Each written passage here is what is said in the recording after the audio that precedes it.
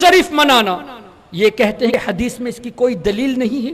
اب آئیے، اللہ کے رسول صلی اللہ تعالی علیہ وسلم کا یہ معمول تھا۔ یہ حدیث پاک آپ کو کئی کتابوں میں مل جائے گی، ان کے نام میں انشاءاللہ بتاؤں گا، لیکن سب سے پہلے آپ کو یہ دکھانا چاہتا ہوں، یہ حدیث پاک حافظ ابن کثیر نے تفسیر ابن کثیر میں لکھی ہے۔ سلام علیکم بما صبرتم فنعم عقبی الدار، سورہ رعد کی آیت نمبر 24 کے تحت اس حدیث پاک کو حافظ ابن کثیر نے نقل کیا۔ حافظ ابن کثیر کون؟ جن کو شیخ الاسلام کہا جاتا ہے، ابن تیمیہ کے سٹوڈنٹ۔ اب ابن تیمیہ کو یہ لوگ ماننے والے ہیں جو غیر مقلد۔ اب ان کے سٹوڈنٹ کی بات کو آپ سن لیجئے، ان کے سٹوڈنٹ اس حدیث پاک کو اپنی تفسیر میں لکھے ہیں کیا کہ حضور علیہ السلام کا یہ معمول تھا، کان یزور قبور الشہداء فی رأس کل حول۔ ہمارے آقا صلی اللہ علیہ وسلم سال میں ایک مرتبہ فکس ڈیٹ پہ شہداء احد کی مزار پہ حاضری دیتے تھے۔ ہفتے میں ایک بار جانا یہ بھی ثابت ہے۔ اس حدیث پاک میں ونس اے ایئر شہداء احد کی بارگاہ میں جانا ونس اے ایئر ثابت ہے۔ لکھا کس نے؟ ابن تیمیہ کے سٹوڈنٹ نے۔ حافظ ابن کثیر نے اپنی تفسیر میں اس حدیث پاک کو نقل کیا۔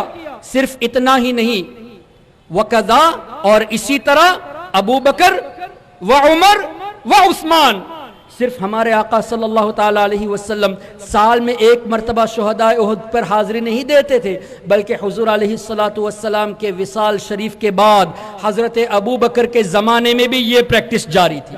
سال میں ایک مرتبہ شہداء احد کی بارگاہ میں حاضری دینا حضرت ابو بکر کے زمانے میں تھی، اور وقضا عمر، حضرت عمر ابن خطاب کے زمانے میں بھی یہ معمول تھا، حضرت عثمان غنی کے زمانے میں بھی یہ معمول تھا۔ اس حدیث پاک میں حضرت علی کا نام نہیں ہے۔ میں نے جب اس پر غور کیا کہ حضرت علی کا نام کیوں نہیں آیا، تو الحمدللہ بزرگوں کا فیضان ہے، یہ بات ذہن میں آئی، غلطی ہو تو اصلاح فرما دیجئے گا۔ چونکہ حضرت علی نے دارالخلافہ کوفہ میں رکھ دیا تھا، وہ مدینہ شریف میں حکومت نہیں کیا، اپنی دارالخلافت کو کوفہ میں منتقل کر دیے تھے، اور ان بزرگوں نے دارالخلافت مدینہ میں رکھے تھے۔ تو مدینہ میں جنہوں نے خلافت کی ان کا تذکرہ یہاں ہو رہا ہے کہ حضرت ابو بکر صدیق کے زمانے میں بھی یہ پریکٹس جاری تھی، سال میں ایک مرتبہ حاضری دینا۔ حضرت عمر ابن خطاب کے زمانے میں، حضرت عثمان کے زمانے میں، اور یقیناً حدیث میں یہ آ جاتا اگر حضرت علی کی خلافت مدینہ شریف میں ہوتی۔ چونکہ ان کی خلافت کوفہ میں تھی، اس لیے یہاں ذکر نہیں کیا گیا۔ اب کیا پتا چلا، سال میں ایک مرتبہ بزرگوں کی مزار پہ حاضری دینا ہمارے نبی کی سنت، حضرت ابو بکر صدیق کی سنت، حضرت عمر ابن خطاب کی سنت، حضرت عثمان ابن عفان کی سنت۔ ارے تم لوگ کہتے ہو اور عثمانانہ حدیث سے ثابت نہیں، یہاں تو صحابہ کے فعل سے ثابت ہے، حضور علیہ السلام کے فعل مبارک سے ثابت، خلفاء الراشدین کے فعل سے ثابت۔ ہمارے آقا نے فرمایا تم پر میری سنت کو لازم پکڑو، میرے خلفاء راشدین کی سنت کو لازم پکڑو۔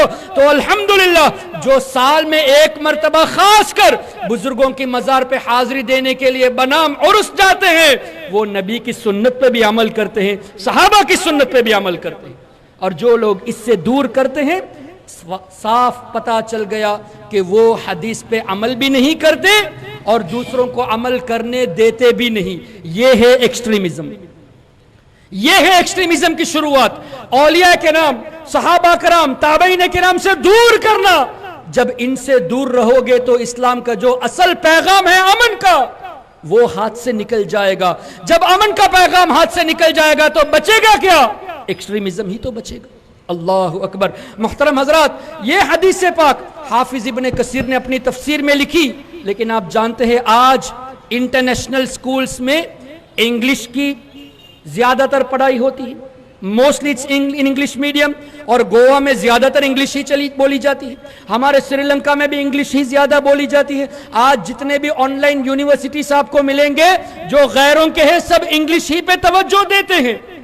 اب انگلش سپیکنگ کراؤڈ کو اٹریکٹ کرنے کے لیے ظاہر ہے وہ اگر قرآن کی تفسیر مانگیں گے تو قرآن کی تفسیر پرووائڈ تو کرنا ہے، ٹرانسلیٹ تو کرنا ہے، لیکن ایز اٹ از ٹرانسلیٹ کر دیں گے ان کا یہ کہنا ہے کہ مزار پہ حاضری دینا جائز نہیں، ان کا یہ کہنا ہے کہ عرس منانا جائز نہیں، جبکہ ان کے اماموں کی کتابوں سے ثابت ہے، لیکن ان کا یہ کہنا ہے کہ یہ جائز نہیں۔ اگر یہ ایز اٹ از ٹرانسلیٹ کر دیتے تو ان کی چوری پکڑی جاتی۔ For this very reason, from the English version of Tafsir Ibn Kathir, they have taken this hadith out. اس حدیث کا ترجمہ ہی نہیں۔ اللہ کیا یہ چوری نہیں ہے؟ کیا یہ حدیث سے کھیلنا نہیں ہوا؟ تمہارے امام نے جو حدیث پاک نقل کی جس سے عرس منانا ثابت ہوتا ہے، تم نے انگلش ورشن سے کیوں ہٹا دیا اس کو؟ اگر تم یہ جواب دو گے اے برج ورشن، شارٹ ورشن، مختصر ورشن، تو مختصر کرنا تھا تو عقیدے کی بات کو کیوں مختصر کرتے ہو؟ ایمانیات سے کیوں روکتے ہو؟ فضائل کی باتوں کو کم کر دیتے اور یہ لکھ دیتے کہ ہم فضیلت والی حدیث کو کم کیے۔ بنیاد جو ایمانیات میں سے ہے، اللہ کے نبیوں سے محبت، ولیوں سے محبت، یہ قرآن سے ثابت ہے، اس سے کیوں روکتے ہو؟ تو ان لوگوں نے انگلش ورشن سے اس حدیث کو سرے سے ہی ہٹا دیا۔ اب اس سے پہلے آپ دیکھیے ریفرنسز اس حدیث پاک کا صرف حافظ ابن کثیر نے نہیں لکھا، امام بخاری رضی اللہ تعالیٰ عنہ کے استاذ حافظ عبد الرزاق رضی اللہ عنہ اپنی مصنف عبد الرزاق میں اس حدیث پاک کو نقل کی۔ یہ 211 صدی میں وفات پائے۔ He passed in the Hijri 211 یعنی پہلے 3 صدیوں کے یہ بزرگ ہیں، پہلی 3 صدی کے یہ بزرگ ہیں، خیر القرون میں ان کا شمار ہونا چاہیے۔ 211 میں وصال ہوا، اس کا مطلب پیدائش 150 کے قریب ہوئی ہے، 160 کے قریب پیدائش ہوئی ہے، تو یہ تو پہلی دوسری صدی کے بزرگ ہیں۔ انہوں نے اپنی کتاب میں اس حدیث کو نقل فرمایا۔ اسی طرح تاریخ المدینہ میں ابن ابی شبہ نے لکھا جو ہجری 262 ہجری میں وفات پائے۔ امام بیہقی بہت بڑے محدث اپنے زمانے کے، ہجری 458، انہوں نے بھی اپنی کتاب میں اس حدیث پاک کو نقل فرمایا۔ ابن جریر طبری جو مفسر قرآن ہے، ہجری 310 میں وفات پائے، انہوں نے بھی اس حدیث پاک کو نقل کیا۔ تفسیر کبیر امام فخر الدین رازی رحمت اللہ علیہ کی، انہوں نے اپنی تفسیر میں اس حدیث کو نقل کیا۔ تفسیر نیشا پوری جو ایک اور قرآن کریم کی تفسیر ہے، اس میں بھی یہ حدیث ہے۔ تفسیر الدر المنصور امام جلال الدین سیوطی، انہوں نے بھی اس حدیث کو نقل کیا۔ تفسیر ابی سعود انہوں نے بھی لکھا۔ تفسیر امام آلوسی ان کی کتاب میں بھی ہے، اور تفسیر قرطبی جو مشہور و معروف تفسیر ہے، اس میں بھی یہ حدیث پاک موجود ہے۔ اب کتنے ریفرنسز ہم نے آپ کو دے دیے، صرف تمہارے امام نے نہیں، ہمارے اماموں نے بھی اس حدیث کو نقل کیا، لیکن تم ان سب حدیثوں کو اگنور کر کے یہ کہتے ہو کہ بزرگوں کی مزارات پہ حاضری دینا یہ جائز نہیں، اور اس منانا یہ جائز نہیں، اور اس منانا حدیث سے ثابت نہیں۔ حدیث سے کیوں کھیلتے ہو؟ حدیث سے کیوں چوری دکھاتے ہو تم اپنی؟ کیوں لوگوں کو تم اگنورنس میں رکھتے ہو؟ ان کو اندھیرے میں کیوں رکھتے ہو؟ اس سے یہ پتا چلا کہ تمہارے دل میں نبی کی محبت نہیں ہے۔ اللہ